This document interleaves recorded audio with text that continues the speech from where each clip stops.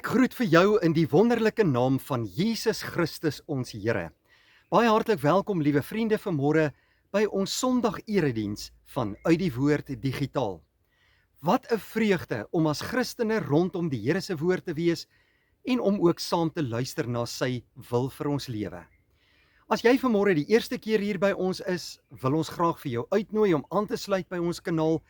Gaan skryf vir ons gerus 'n boodskapie daar onder die comments afdeling en gooi vir ons 'n duimpie as jy van ons kanaal hou. Baie dankie dat jy vanmôre hier by ons is. Ons wil graag vir almal uitnooi na ons in-persoon erediens van Uit die Woord digitaal wat op Sondag 1 Maart plaasvind in Pretoria. Ja, dit is 'n baie besondere geleentheid waar ons mekaar in die oë kan kyk, rondom die Here se woord, kan luister na sy wil vir ons lewe, maar dis ook 'n geleentheid van lofprysing en aanbidding waar ons saam die Here onse God kan loof, prys en eer. Dit vind plaas by die Safari Garden Center se kapel in Linwoodweg in Pretoria en jy sal hier by die comments afdeling sal jy daar 'n skakel kry waar jy kan bespreek en jy is baie welkom. Ons is omtrent 2/3 reeds vol bespreek vir volgende naweek, die 1 Maart om 11:00 en jy kan nog vir oulaas ook hierdie week jou bespreking vir jou en jou gesin ook doen. Sluit gerus ook aan by ons daaglikse oordenkings. Uit die Woord digitaal stuur elke dag 'n oggendoordenking uit en dit is gratis en verniet. En jy's baie welkom om daarbey in te skakel deur net vir ons jou naam en jou selfoonnommer te stuur na die nommer hier op die skerm. Baie dankie vir almal se skenkings en donasies wat ons ondersteun in ons bediening. Sonder jou finansiële hulp sal dit nie vir ons moontlik wees om voort te gaan met eredienste soos hierdie en programme uit te saai om die woord van die Here met mense te deel nie. Baie dankie dat jou hart oop is vir die koninkrykswerk van die Here. Liewe vriende, op hierdie mooi dag is dit my voorreg om die woord van die Here met jou te deel en kom ons word vanmôre eers stil voor die lewende God. Ons vra hom om ons harte te open en in ons lewens te werk, sodat hierdie boodskap ons sal aanraak, sal bemoedig en sal bekragtig. Kom ons bid saam.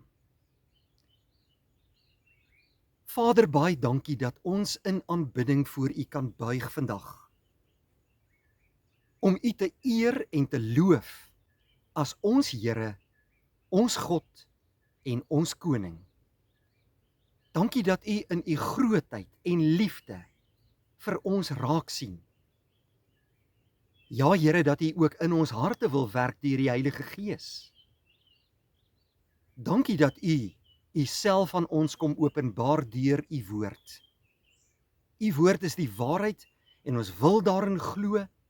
Ons wil dit deel van ons lewens maak. En daarom wil ons vra, Here, maak nou ons harte oop wanneer U met ons deur die Bybel praat. In Jesus Christus se naam bid ons dit. Amen. Vriende, ons praat vanmôre oor die tema: Ek het U hartlik lief. Ek het U baie lief, Here my God. Kom ons gaan lees Psalm 18 vanmôre en ons hoor wat Dawid geskryf het daar in vers 2 tot 3. Ek het U hartlik lief, Here my sterkte. Die Here is my rots en my vesting en my bevryder. My God, my rots by wie ek skuil, my skild en die horing van my heil, my veilige vesting. Liewe vriende, ek en jy in hierdie wêreld is vir baie dinge lief. Ons is lief vir ons familie, ons is dalk lief vir 'n man of vrou wat deel is van my lewe, ek is dalk lief vir my werk, of my stokperdjies en my belangstellings. Ja, ek kan selfs lief wees vir my kerk en mense rondom my wat deel is van die kerk van Christus. Maar een ding wat elkeen van ons behoort te hê in ons lewe as Christene is liefde tot God. Hoe pragtig kom Dawid nie in hierdie Psalm, in Psalm 18 en sê, Here, ek het U baie lief. Ek het U hartlik lief. En so begin hy hierdie baie mooi Psalm. Hy begin nie deur eers te vra in hierdie gebed, Here help my, of Here gee my krag, of Here seën my nie. maar hy begin met hierdie mooi sinsnede. Here, ek het u hartlik lief. Dit is hoe dit behoort te wees in enige kind van die Here se lewe. Ons moet die Here baie lief hê in ons lewens.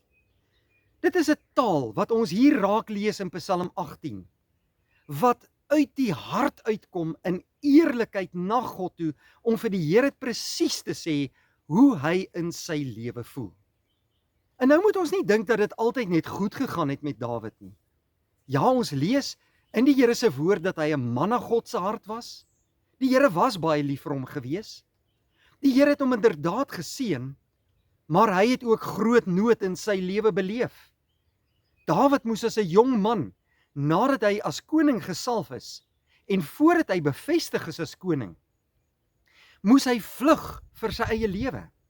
Koning Saul wou hom dikwels doodmaak. Ja, hy moes in grotte gaan wegkruip het en voor soldate uitgevlug het. Hy moes baie ontberinge beleef het. Groot hartseer het ook in sy lewe plaasgevind toe sy eie seun Absalom baie jare later sy pa, wat toe die koning was, wou doodmaak. En Dawid het liewer voor hom uitgetrek en gevlug as om voor sy seun se wrede vervolging te staan te kom. Ja, Dawid het baie moeilike omstandighede ook beleef in sy lewe. Maar ons sien hoe hy in hierdie psalm kom in Psalm 18 en begin deur vir die Here te sê, Here, ek het u hartlik lief. Ek het u baie lief. Wanneer 'n mens se liefde vir God gebaseer is op menslike emosie en op menslike dinge, dan sal jy nooit kom by hierdie punt in jou lewe waar jy kan sê, Here, maar ek het u baie lief nie. Die Bybel leer ons dat alles wat ons het, uit genade aan ons gegee is. Maar genade, wat nie liefde in jou hart opwek nie, bereik nie sy doel in jou lewe nie. Wanneer enige sondaar mens besef, ek het God nodig, ek is vol sonde, ek kan myself nie red nie, ek is elendig in my lewe, ek is onder oordeel, ek het niks om aan God te bied nie. Dan besef 'n mens, jy het God werklik nodig, en tog dat Christus my lief het, verander my denke en my hele lewe. Wanneer jy besef, Jesus Christus het jou lief, dan gebeur daar iets in jou lewe wat jy nie kan keer nie. Jy lewe met soveel toewyding en met dankbaarheid en met entoesiasme vir die Here jou God. Dan word godsdiens 'n verhouding, en dan word plig 'n vreugde, en dan word gehoorsaamheid aanbidding. Dan begin 'n mens sê, Here, ek het u baie lief, want ek sien wat u vir my gedoen het, hoe u met my werk, wat u elke dag in my lewe vir my beteken, en ek kan nie anders as om ook vir u lief te wees nie. Psalm 18 is 'n lofpsalm van Dawid. En hierdie man het werklik deur baie donker dieptes in sy lewe gegaan. Maar ten spyte daarvan kom hy na die Here toe, en hy begin nie deur eerstens te sê, Here, red my nie, of Here, seën my nie, maar hy kom deur te sê, Here, ek het u baie lief. Nou vanmôre gaan ons na 3 belangrike waarhede kyk uit hierdie psalm van Dawid, wat ook van toepassing is op ons eie lewe, en dinge wat ons nie moet miskyk van uit hierdie psalm nie. En die eerste belangrike waarheid wat hierdie psalm ons leer, is dit. Ons het die Here lief, omdat hy ons eerste lief gehad het. Dawid begin nie hier by homself in hierdie psalm nie. Hy begin by God. Ek het u lief, Here, my sterkte. Hierdie liefde is 'n antwoord. Dit is 'n reaksie op God se genade. En die Bybel leer vir ons in 1 Johannes 4 vers 19, ons het hom lief, omdat hy ons eerste lief gehad het. Selfs Dawid se verlossing uit sy vyande was uiteindelik 'n teken van God se verbondstrou in sy lewe. Maar ons sien ook iets baie groters. Psalm 18 wys vooruit na die groter seun van Dawid wat eendag sal kom, naamlik die seun van God, Jesus Christus. Toe Dawid in sy nood na die Here geroep het die hemele gebewe. Maar toe Jesus Christus aan die kruis geroep het, my God, waarom het U my verlaat? In Matteus 27 vers 46, het hy die volle toorn van God gedra op die ganse mensdom se sonde en elende. En hy het dit vir jou en vir my gedoen. Ons liefde moet gewortel wees in Christus. 1 Johannes 4 vers 10, hierin is die liefde tot God, nie dat ons hom lief gehad het nie, maar dat hy ons lief gehad het en sy seun gestuur het as 'n versoening vir al ons sondes. Ware geloof begin altyd by hierdie wonderlike gedagte, dat God se genade alleen vir my genoeg is. En God het uit genade sy seun vir ons gestuur, uit liefde vir ons. En jy as mens moet dit besef.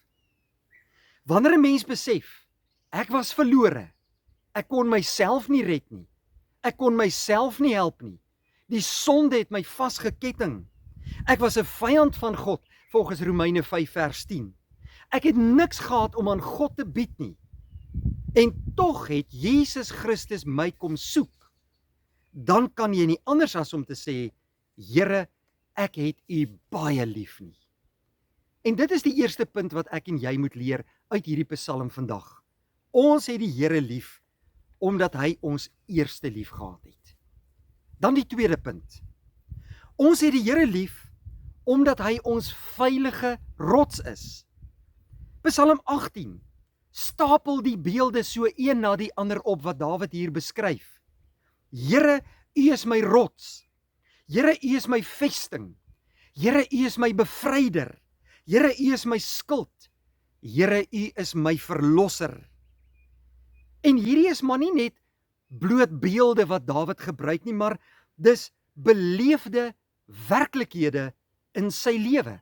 Hy het dit ervaar, hy het dit ondervind, en daarom wil hy dit met ons kom deel. Dawid het letterlik in rotsskeure weggekruip en in grotte weggekruip, toe hy moes vlug vir sy lewe voor koning Saul uit, wat hom wou doodmaak. Maar hy het verstaan, die fisiese rots wys na 'n groter rots. Die Here is my rots, skryf Dawid. In die Nuwe Testament lees ons in 1 Korintiërs 10 vers 4, dat Jesus Christus ons rots is. Christus is ons veilige vesting teen skuld. Hy is ons veilige vesting teen die Satan en sy aanklagte.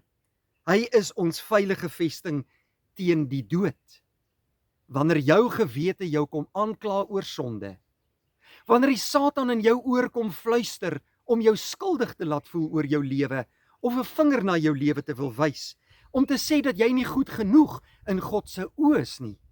Wanneer die wêreld jou lewe bedreig en jou vals beskuldig, dan staan jy nie op jou eie geregtigheid nie, maar op dit wat Jesus vir jou kom doen het.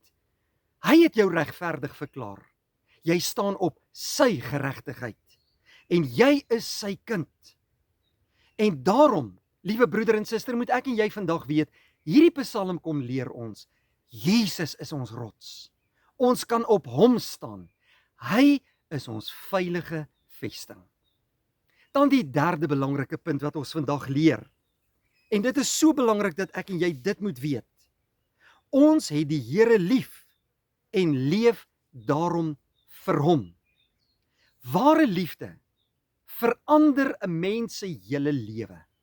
As jy werklik Jesus Christus se liefde leer ken het, dan kan jy nooit weer dieselfde wees nie. Psalm 18 wys nie net op redding nie, maar ook op 'n lewe van liefde en gehoorsaamheid.